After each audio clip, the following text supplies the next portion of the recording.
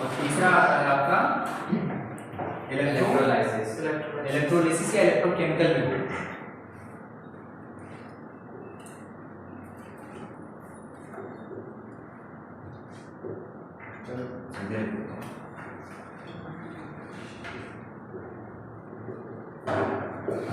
तो कहने का मतलब है कि अगर इसकी प्रेजेंस में बॉन्ड टूटा, जैसे ए है और बी है, ए हो गया और बी में टूट गया, ठीक है, तो इसकी वजह से जब टूटता है तो इसका मतलब इनका बॉन्ड क्या है, बहुत कमजोर है।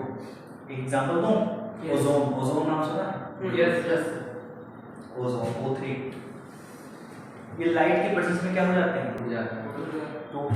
एक और एग्जांपल है पेरोक्साइड H2O2, नाम सुना है कभी? कभी घाव हुआ है? चोट लगी तो डॉक्टर डालता है सफेद सफेद, उससे झाग निकलने लगती है घाव पर, ये ठीक है, पेरोक्साइड होता है।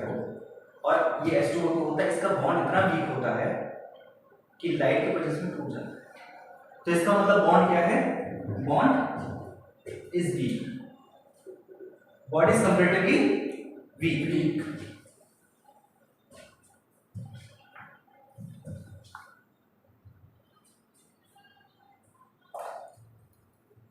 वीकर ऐसे। अच्छा, थर्मल डिकम्पोजिशन, इसका मतलब क्या हो गया, अगर थर्मल डिकम्पोजिशन कराने वाले हैं तो इसका क्या मतलब हो गया कि इसका जो है बॉन्ड समहाउ इससे ज्यादा है स्ट्रॉन्ग, तो मॉडरेटली स्ट्रॉन्ग बोल सकते हैं, उसको बोल सकते हैं मॉडरेटली स्ट्रॉन्ग।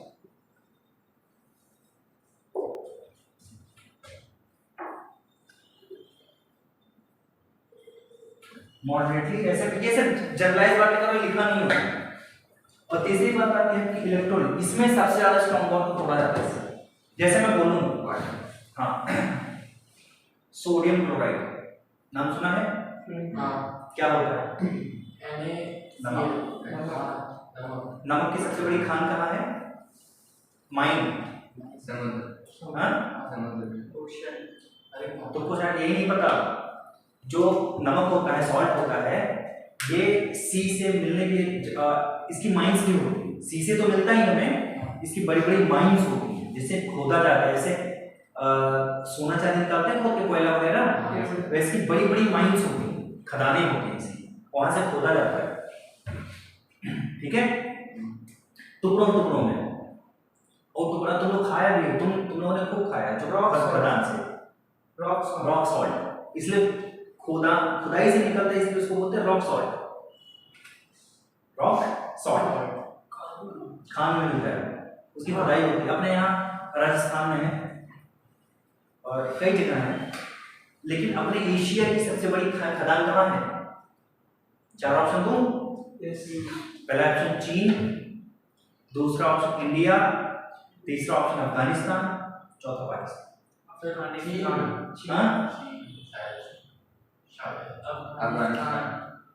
चीन नहीं है, पाकिस्तान है। पाकिस्तान में सबसे बड़ी, एशिया की सबसे बड़ी माइन है। और वो पता है कौन सी जगह से मिलता है? वो मिलता है वहाँ के सिंध क्षेत्र से। सिंध प्रांत है जहाँ सिंधी लोग ज्यादा रहते हैं, वो पार्ट है पाकिस्तान का, सिंध एरिया बोलते हैं उसको, तो वहां से खुदाई होती है। उस सिंध को पहले जमाने में बोलते थे सैंधव, हाँ क्या बोलते थे? सैंधव बोलते थे। और उस सैंधव को आज हम लोग सिंधा बोलते हैं। वहां से जो लोग मिलता है उसको क्या बोलते हैं? उसको सैंधव लोग बोलते थे, क्योंकि सैंधव क्षेत्र से निकाला जाता है, जो आज सिंध है, तो वहां से जो नमक निकाल के लाया तो उसको बोलते सिंधा नमक। अब नाम समझ गए, सिंधा नमक क्यों बोलते हैं? ठीक है, इसका मतलब उसका जो नाम हो जियोग्राफिकल है, ना कि वो किसी केमिकल की वजह से रखा गया है, सिंधा नमक। और वो रॉक सॉल्ट है, वो एक्चुअली खुदाई से निकला हुआ।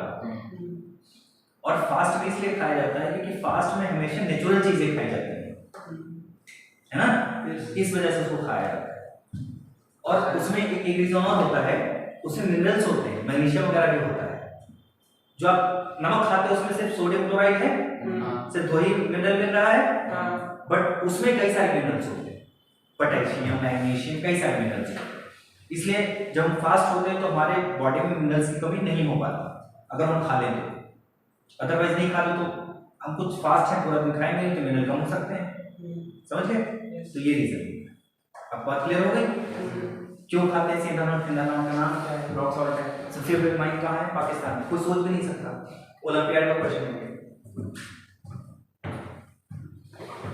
इसलिए बता देते हैं, ठीक है? ओलंपियाड में कौन क्वेश्चन आता है? फिजिक्स का कई बहुत क्वेश्चन करा है इसके। एक क्वेश्चन है इंटरेस्टिंग सा कि अगर तुम्हें सांड, बैल, बुल दौड़ा ले तो फिजिक्स से कौन सा फॉर्मूला लगा के बच जाओगे? मतलब कौन सा थ्योरी लगाना चाहिए उस पर? हाँ, जाके भिड़ जाओ उससे नहीं। ये बात बढ़िया थी। मतलब सांड आया तो भिड़ गए, एक्शन रिएक्शन हुआ। डरना नहीं है सर। बाहुबली थोड़े हो क्या? बल्लाल थोड़े हो कि एक्शन रिएक्शन कर पाओगे? हट जाएगा सर। ठीक है तो वो नहीं कर सकते। दूसरा फॉर्मूला बताओ, मतलब दूसरा थ्योरी बताओ क्या करेगा? हाँ, ग्रेविटी यूज करें। हाँ, ऐसे सही बोला, लेकिन उसकी थ्योरी के काट आता है अंदर। कौन सी theory? Momentum. Newton's first law क्या था? Law of inertia. पढ़ा नहीं फिजिक्स में? Law of inertia. जितना ज्यादा मास होगा वो उतनी जल्दी रुकेगा नहीं। उसको रोकने में उतनी ज्यादा प्रॉब्लम आएगी, शुरू करने में भी उतनी ज्यादा प्रॉब्लम आएगी, है ना? तो सांड दौड़ेगा तो उसका मास ज्यादा है। तो अब जिगजैग जब दौड़ोगे, सही बोला, जिगजैग दौड़ोगे तो जब इधर मुड़ना होगा, दौड़ रहा है, मास ज्यादा है, तो जब उसको मुड़ना होगा तो मुड़ने के लिए रुकना पड़ता है, तो स्पीड स्लो करनी होती है। हाँ, तो वही होता है कि फिर वो क्या करना पड़ता है? मुड़ने के लिए आप तो मुड़ जाओगे हल्के, उसको मुड़ने के लिए क्या होगा? वो मुड़ नहीं पाएगा, भिड़ जाएगा। अब बचो, स्ट्रेट भागोगे तो नहीं बचोगे, ठीक है? तो लॉ ऑफ इनर्शिया है। आगे बढ़ते हैं। तो अपना डीकंपोजिशन रिएक्शन हो गया इसमें कोई एग्जांपल और तो एक इलेक्ट्रोलिसिस करवा लें। हां, किसी कराएं? पानी का नहीं करना पड़ेगा, L2O3 की कराते हैं, पानी का इलेक्ट्रोलिसिस कराएंगे। L2O3 की इलेक्ट्रोलिसिस करवाते हैं। बताओ क्या बनेगा? Al3। हाँ, Al3 बनेगा। सर फोड़ दूंगा मैं इधर से। क्या वो ट्राइएटॉमिक है क्या? गैस बनाती है इसको, तो Al3 बोला है। 3Al तो बोल दोगे तो बात समझ में भी आएगी बात। अच्छा, 3Al और Al3 में तुम्हें डिफरेंस लगता है कि नहीं लगता? है डिफरेंस कि नहीं? Yes sir. जितने भी सॉलिड होते हैं उनको कभी भी हम डायटोमिक या ट्राइटोमिक स्टेट में नहीं लिख सकते, वो सिर्फ गैसेस के लिए मान्य है, ठीक है? यस। तो ये बन गया आपका कितना बन जाएगा? 2Al और प्लस O2 कितना हो जाएगा?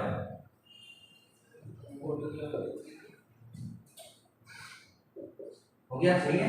यस। क्या हो गया? कोई डाउट है क्या? बैलेंस तो करना ही पड़ेगा ना। Yes sir. तो सर ये एल्युमिनियम का साथ क्यों छोड़ दिया ऑक्सीजन ने? क्योंकि इलेक्ट्रोलिसिस कर रहा है, समझे? यस।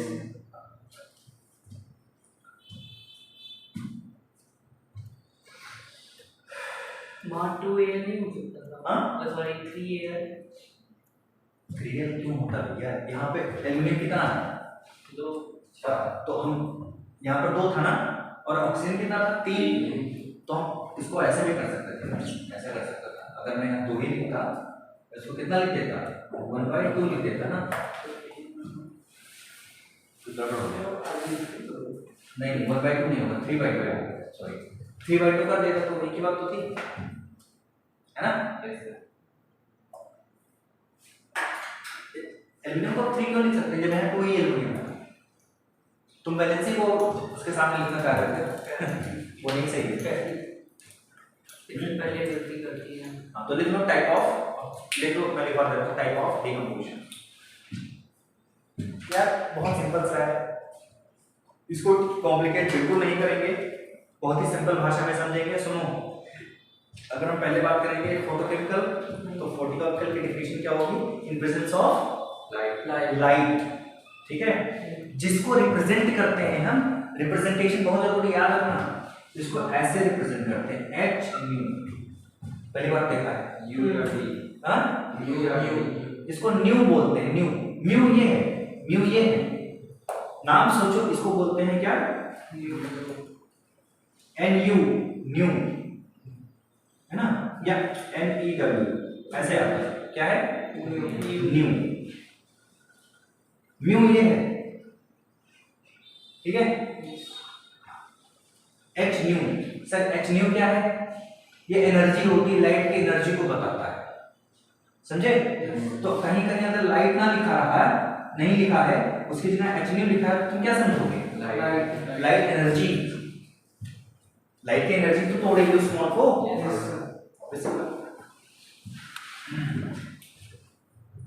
तो ये हो गई आपकी टाइप ऑफ, देखो पहले बार देखो टाइप ऑफ डिकम्पोजिशन।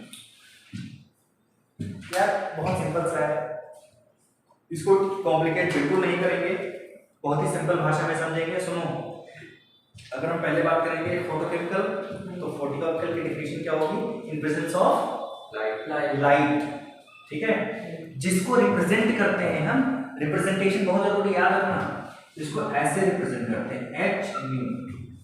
पहली बार देखा है यू या वी, हां इसको न्यू बोलते हैं, न्यू, म्यू ये है, म्यू ये है, नाम सोचो, इसको बोलते हैं क्या? एन यू, न्यू, है ना, या एन ई डब्ल्यू ऐसे आता है, क्या है? न्यू, म्यू ये है, ठीक है। H new, sir H new क्या है? ये एनर्जी होती है, लाइट की एनर्जी को बताता है, समझे? तो कहीं कहीं अगर लाइट ना लिखा रहा है, नहीं लिखा है, उसकी जगह एच न्यू लिखा है, तो तुम क्या समझोगे? लाइट एनर्जी, लाइट की एनर्जी तो तोड़ेगी उस मॉल को।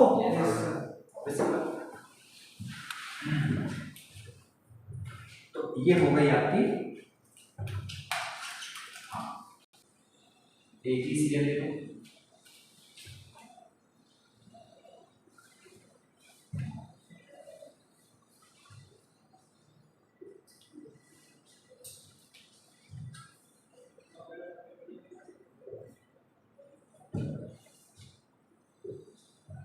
ठीक है, क्या आपको दिक्कत है? ठीक, और एक ओजोन भी लिख लेंगे,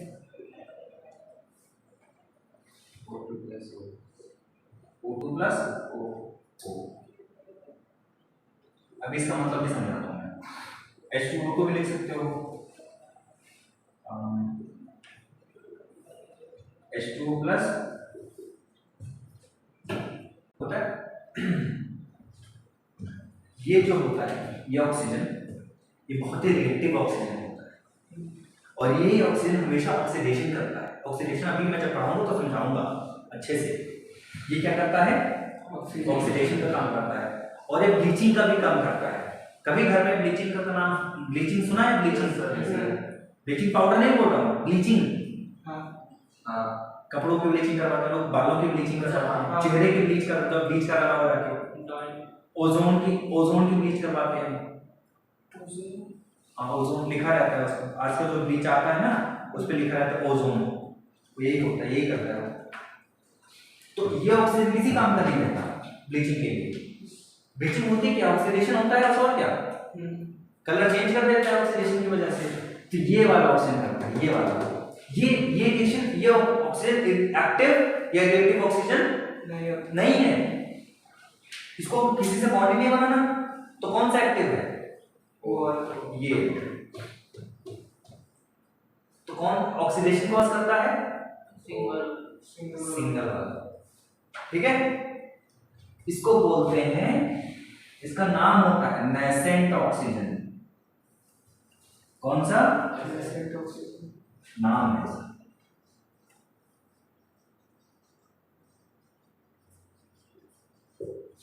ये तो मैंने ऐसे एक्स्ट्रा जानकारी बता दी, लिखना है तो लिखो, नहीं तो कोई बात नहीं, ठीक है। तीनों टाइप की, अभी दूसरा टाइप होगा नेसेंट मतलब समझते हो, जो तुरंत पैदा हुआ हो, नवजात, नेसेंट बेबी बोलते हैं, नवजात शिशु, ठीक है, इसको खाना ना खिलाएं, ठीक, बात समझ में आ गई? आगे नेक्स्ट दूसरा कौन सा कर चुके हो, तो एक एग्जांपल लिखो ना, बस बाइक मत लिखना, CaCO3 तोड़ो, इसका मतलब क्या होता है, हीट होता है, डेल्टा बोलते हैं इसको, क्या नाम देते हैं, डेल्टा। सर ये एक्स्ट्रा हमने क्यों बता रहे हो, इसलिए बताते हैं कि कभी कहीं के बुक्स में ये ऐसा लिखा मिल जाता है, तो जब आपको जानकारी पहले से बता देंगे तो समझ जाओगे अच्छा ये है, नहीं तो बच्चे नहीं समझ पाते तो छोड़ देते हैं क्वेश्चन। तो ये डेल्टा है, CO प्लस CO, ठीक है। कैथोड क्या होता है, पॉजिटिव नेगेटिव क्या होता है, कैथोड इज नेगेटिव और एनोड इज पॉजिटिव। ऐसे कैसे समझोगे, कैटायन कैथोड की तरफ जाता है, एनायन एनोड की तरफ जाता है, कैथोड कैटायन हमेशा पॉजिटिव को बोलते हैं, एनायन हमेशा नेगेटिव को बोलते हैं। चिराग बेटा समझ में नहीं आ रहा है, पक्का, बहुत बढ़िया, एक एग्जांपल लिख लो, यही लिख लो यार, और चाहो भी लिख लेना, या सबसे फेमस एग्जांपल वो लिख लेना, H2O, H2 plus O2 balance कर दो फटाफट, 2 से 2 ले, ठीक है, 3 में थोड़ी चीजें आपको सब पता है। नेसेंट ऑक्सीजन यहाँ टीचर नहीं बताते, बता दिया मैंने इसको नेसेंट ऑक्सीजन, ठीक है, इसका मतलब नहीं बताया, ऑक्सीडेशन करता है कैसे क्या होता है बाद में सीखेंगे, लेकिन नाम बता दिया। तो अब हम पढ़ रहे हैं डिस्प्लेसमेंट रिएक्शन। डिस्प्लेसमेंट कैसे बोलते हैं, अच्छा क्या हम डिस्प्लेसमेंट को सब्स्टिट्यूशन बोल सकते हैं,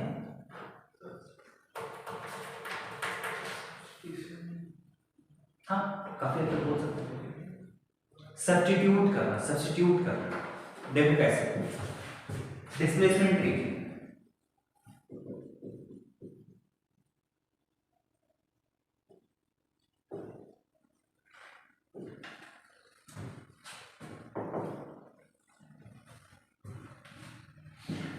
तो इसका क्या मतलब है डिस्प्लेसमेंट रिएक्शन का, जो एक किसी कंपाउंड में से एक एटम को जब दूसरा मोर रिएक्टिव एटम क्या करते हैं, रिप्लेस करते हैं या डिस्प्लेस करते हैं, तो उसको क्या बोलते हैं, डिस्प्लेसमेंट। फॉर एग्जांपल हमें सीखेंगे, देखो बहुत सिंपल सा, हमने लिया यहां पर कौन सा एग्जांपल,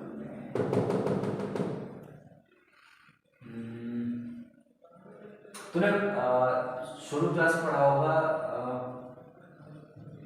सर सॉल्ट वाला को नहीं, वो सल्फेट वाला लेगा, सॉल्ट वाला क्या, सल्फेट का सोच रहा था, ये वो सॉल्ट ही है एक्चुअली, बहुत सारे एग्जांपल से, बहुत मैं सोच रहा हूँ कुछ आसान सा, HCl ले क्या,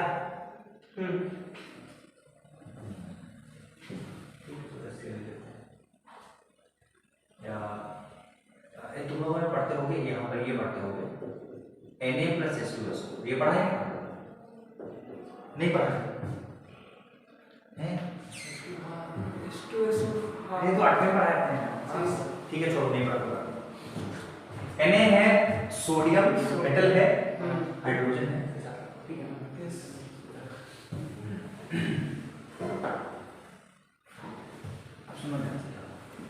सोडियम ने हाइड्रोजन को क्या कर दिया, डिस्प्लेस कर दिया, क्यों कर, क्योंकि वो ज्यादा रिएक्टिव, सोडियम ज्यादा रिएक्टिव है ना, अब एक चीज बताओ, किसी ऑफिस में कंपनी में 40,000 रुपए ले रहे हो, काम कर रहे हो, और कोई 20,000 में वैसे ही काम करने लगे, तो तुम्हारी कंपनी वाले तुम्हें क्यों रखेंगे, नहीं रखेंगे, बहुत कॉम्पिटिशन है बाहर, समझ गए, हाँ, अभी मेरे फॉरेन कंट्रीज में बहुत सारे फ्रेंड हैं, बताते हैं कि जो काम इंडियन वहां पर 1 लाख रुपए महीने में करता है, वही काम 40,000 में पाकिस्तानी और बांग्लादेशी आके कर देते हैं,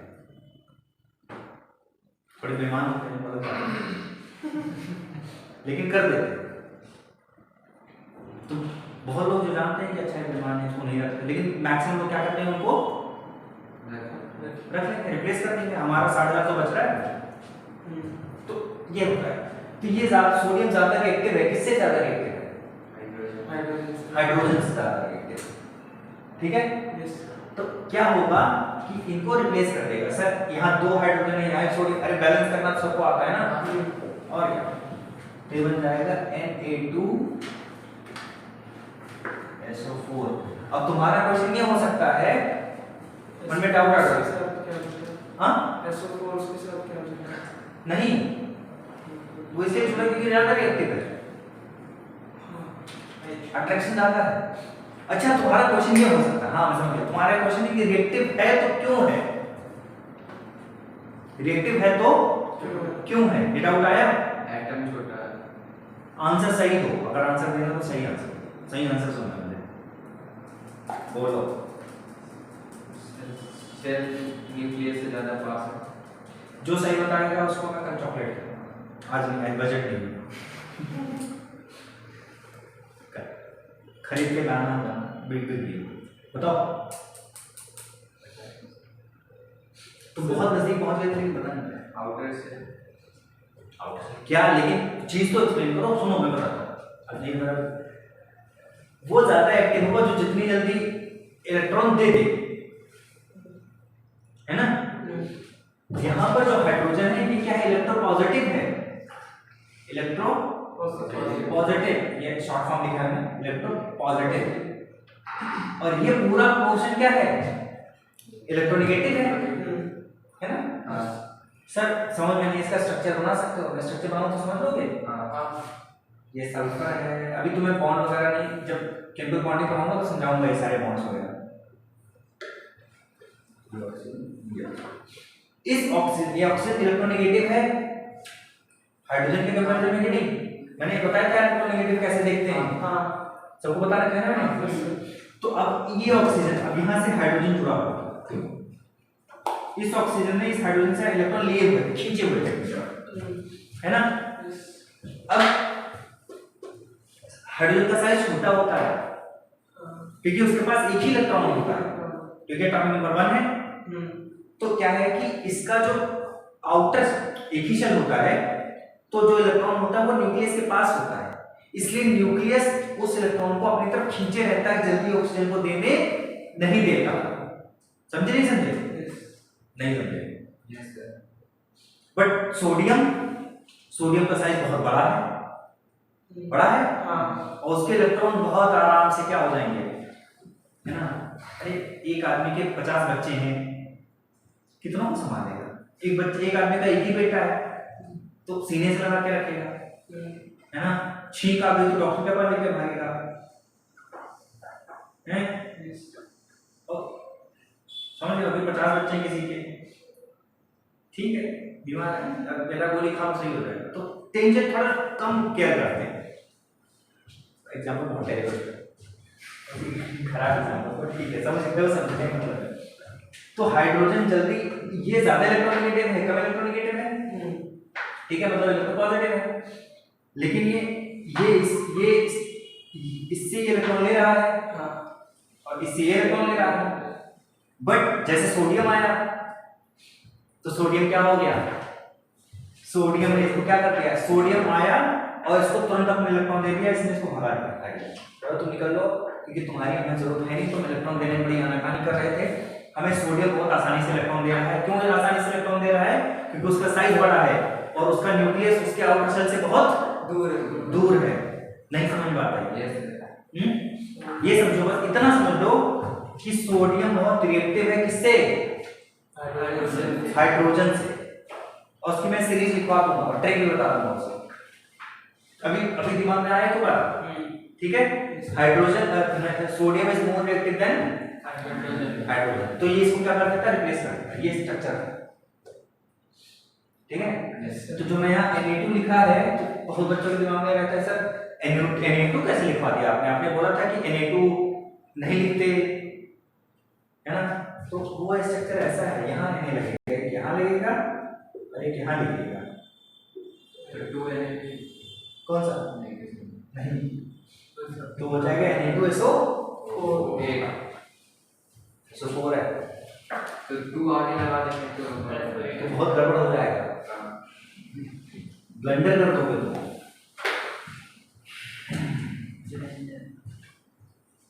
ठीक है,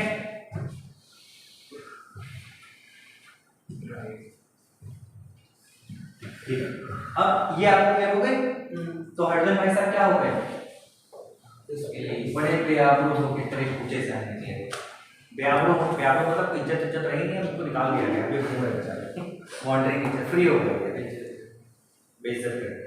ठीक है, तो क्या है, ये फ्री है। और ये एरो ऊपर की तरफ बनाया जाता है, इसका मतलब क्या है, ये गैस है, गैस रिलीज हो गई, है ना। और अगर किसी सब्सटेंस को पानी में डालो नीचे जाके बैठ जाए, उसको बोलते हैं प्रेसिपिटेशन, सेडिमेंटेशन,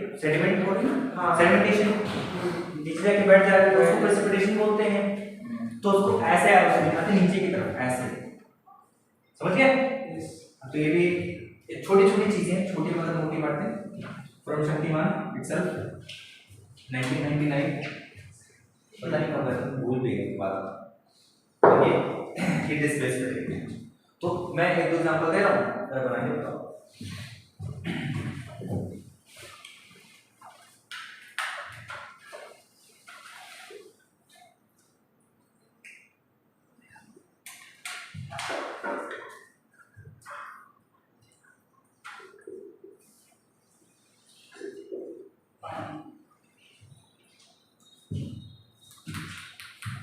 चलो आंसर चाहिए मेरा।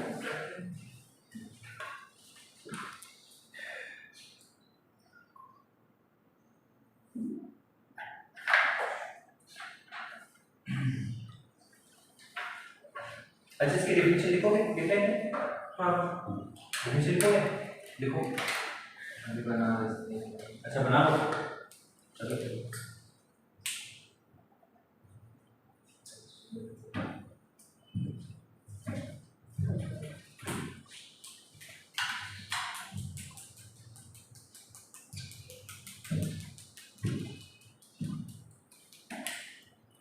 तो बहुत टाइम वेस्ट करता हूँ इसको एडिट करने में, वीडियो को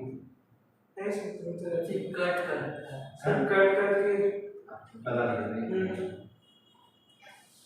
कितने मिनट लगाते हैं, 10 मिनट, 2 मिनट, नहीं 40 मिनट। हाँ बीच में सब टाइम क्या है इसका, तो उसको कट कर देते हैं। कर देते हैं। जो है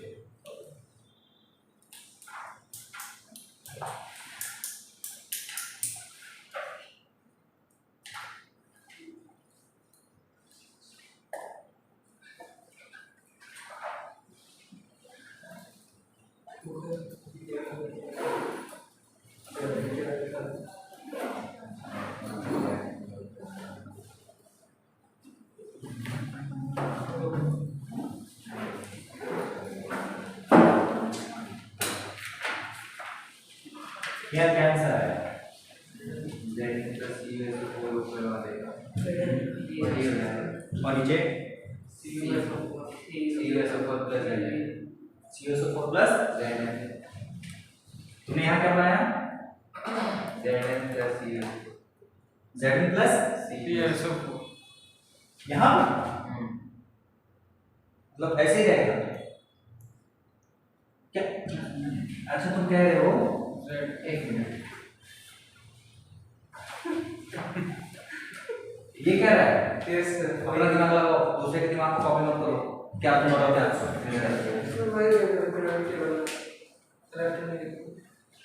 zinc is more reactive in copper, zinc ज्यादा रिएक्टिव है। पहला बन गया सर, वो आपकी होती ये तो सही है।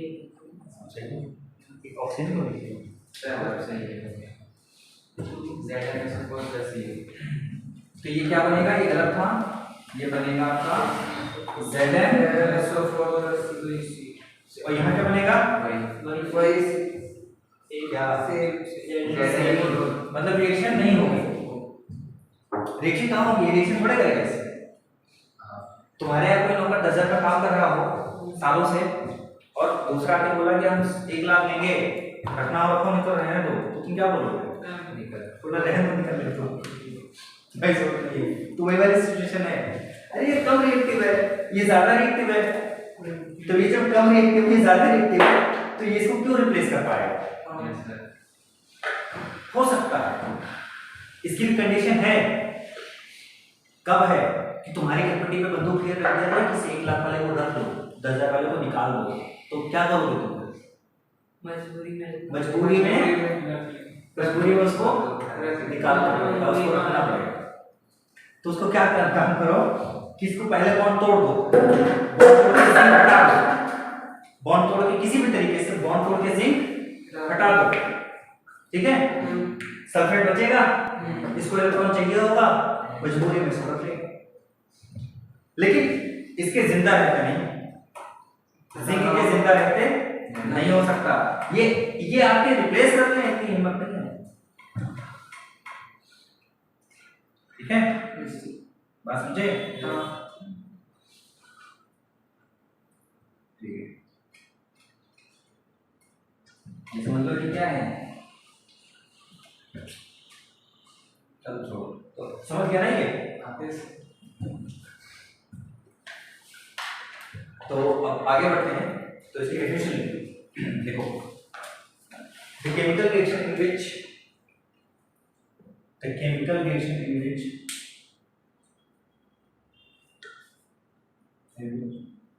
an element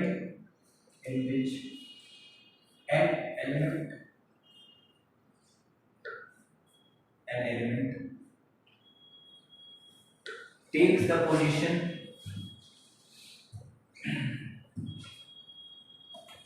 the position of another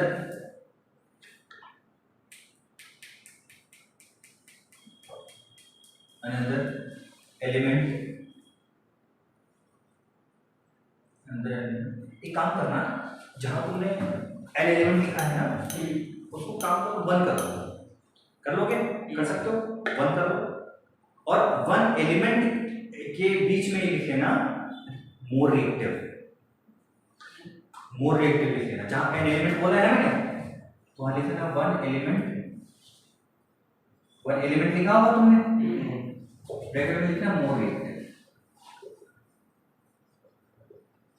और लास्ट में जहां लिखा है मैंने, क्या लिखा है? अनदर एलिमेंट, उसके बगल में लिख लेना लेस रिएक्टिव,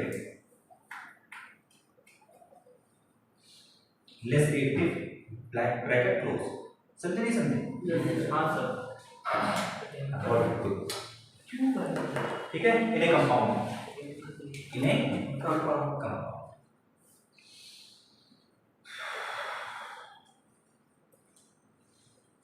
ठीक है।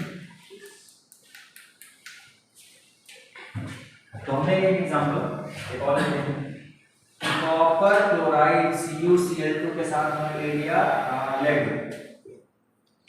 That is more reactive than copper. ये बता देता हूं मैं, आपको सीरीज लिखवा दूंगा PbCl2+. हां, PbCl2+C. तो क्या बनेगा ये?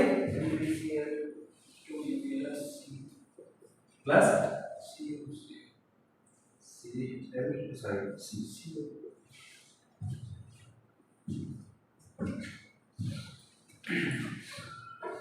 ये जो रिएक्शन है ना, ये वाली पर ध्यान देना, ये वाली पता ही है जनरली।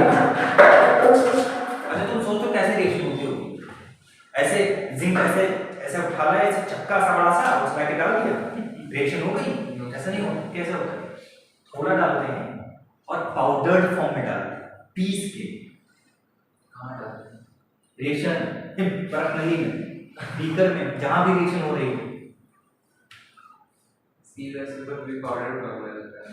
नहीं, CuSO4 अलग से केमिकल है, उसमें जिंक डालते हैं पाउडर फॉर्म, ये तो लिक्विड फॉर्म। समझे? मैं पानी में डाल के करते हैं रिएक्शन, जो भी रिएक्शन होती है जनरली पानी में होती है। ये सारी रिएक्शन तो एक्वस फॉर्म में होता है ना, ये जिंक डाल दिया, भुरभुरा दिया, छिड़क दिया, ऐसे। तो हाँ, क्या नाम उसका? सॉल्ट बे मतलब बे वाला बे नहीं, सॉल्ट बे है उसका नाम। जो छिड़कता है ऐसे। तो अब सुनो, क्वेश्चन उनका पाउडर फॉर्म में क्यों लेते हैं?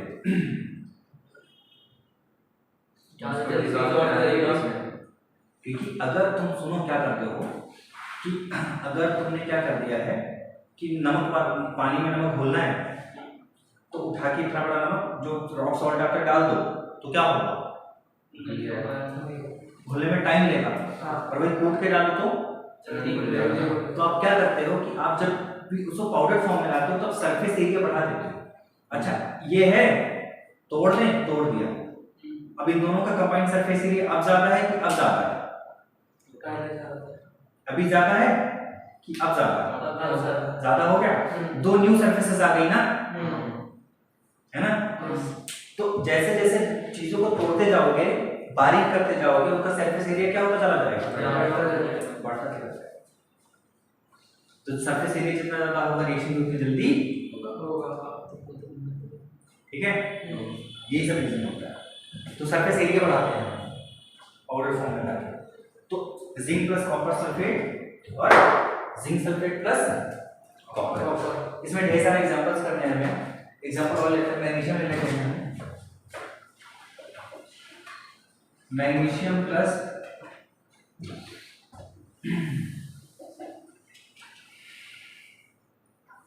Cu कॉपर नाइट्रेट ले क्या?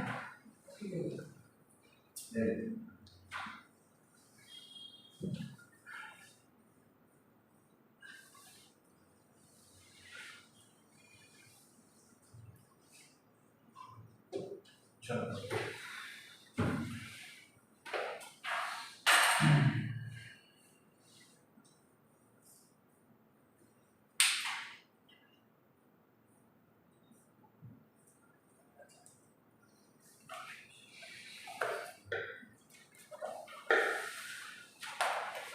रिएक्शन नहीं करेगा।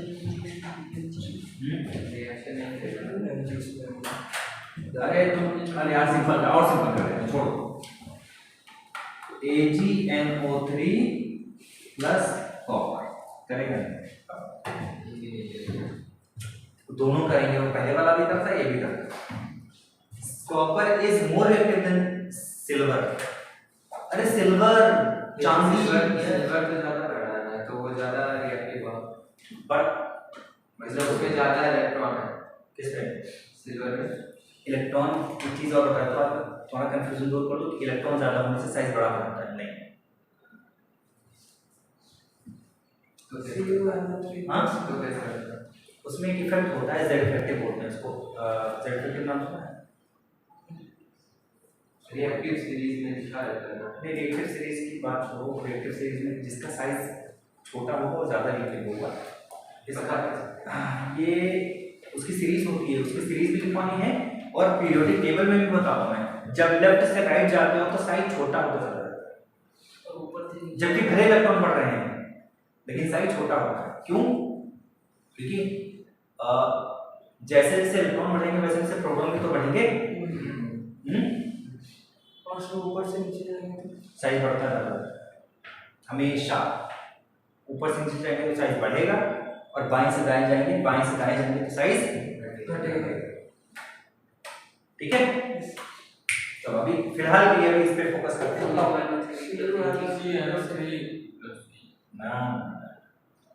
इसका पहले इसकी वैलेंसी तो होती है कॉपर की, तो सिल्वर की वैलेंसी एक, कॉपर की वैलेंसी दो। प्रोडक्ट भी बताना है, बताओ।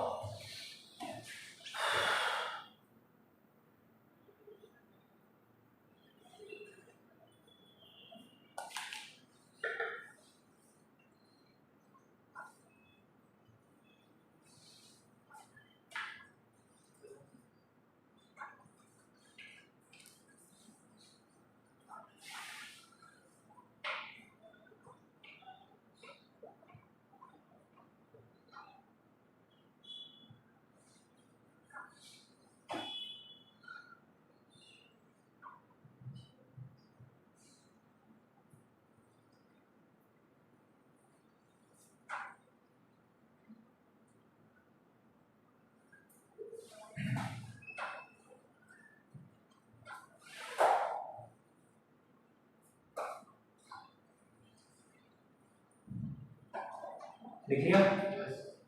क्या लिखा?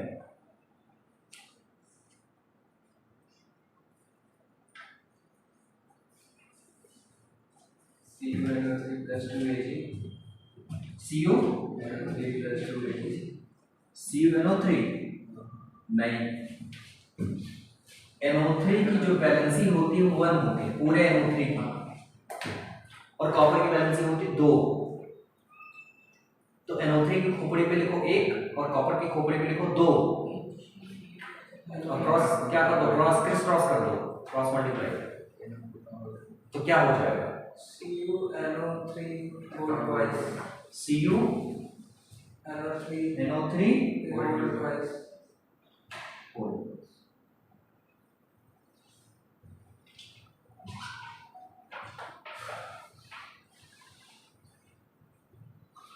ठीक है, और क्या बच गया?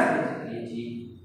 तो बैलेंस करो, यहाँ पर 2 लेना पड़ेगा, तो यहाँ पर क्या होगा? ऐसे क्या करते हैं? ठीक है,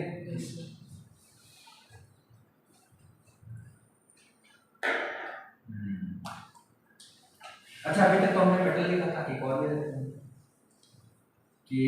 KBr बस ये लिखो, बनाओ क्या होगा?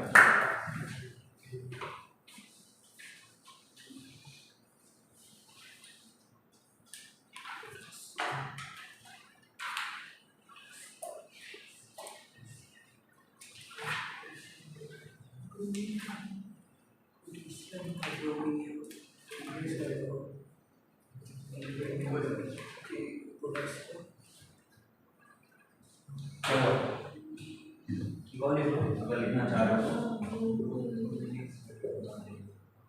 Fe प्लस दोनों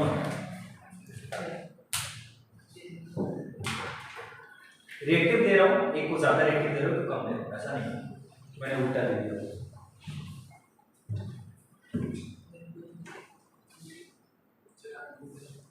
हाँ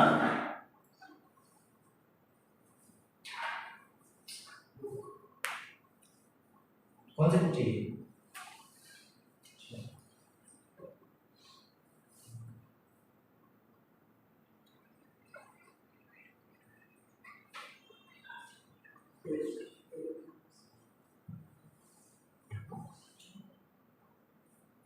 BrCl2 plus K. BrCl2 plus potassium. BrCl2 plus bromine chloride plus potassium. Bromine, अबे दिमाग खराब हो गया, तो नॉन मेटल का रिएक्शन करने लगे।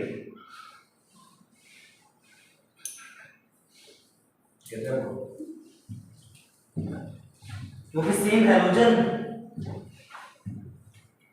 रिएक्शन करवाती है। अरे बहुत अलग अलग सर्कमस्टेंसेस में रिएक्शन होती है, जनरली ऐसे रिएक्शन नहीं कर लेते, दाल भात नहीं है।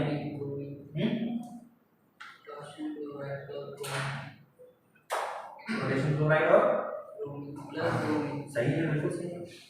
तो ये हमें कैसे पता चलेगा? इसी चलो सर ये तो पता था, इसमें कैसे पता चलेगा दोनों नॉन मेटल है?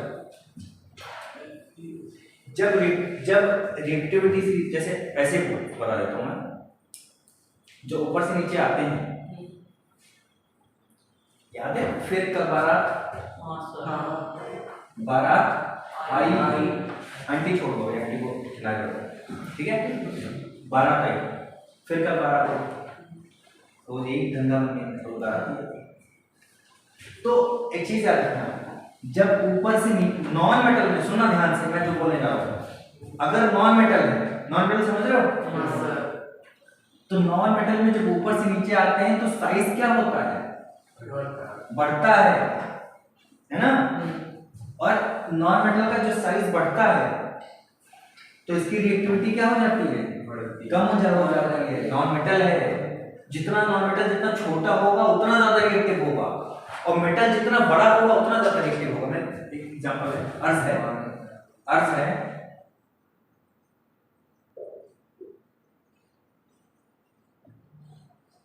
आप समझ जाओगे ये किसके लिए? Non metal. इसको कहीं छज्जे पे लिख लेना, छज्जा अपर वाज पार्ट ऑफ कॉपी, ठीक है। अच्छा अगर मेटल के लिए लेंगे तब तो size directly proportional to reactivity, किसके लिए? मेटल। अभी समझ में आ गया? तो इन सब में से सबसे ज्यादा रिएक्टिव कौन है?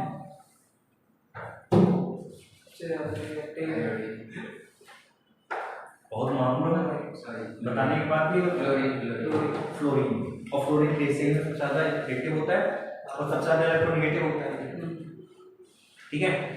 तो क्लोरीन और ब्रोमीन में ज्यादा रिएक्टिव कौन? क्लोरीन हुआ। अब आंसर बता सकते हो कौन रिप्लेस करेगा? क्लोरीन ब्रोमीन को रिप्लेस कर देगा, इसकी जगह आ जाएगा KCl प्लस Br2, बैलेंस कर लो तो कोई दिक्कत नहीं, ठीक है। इसमें बताओ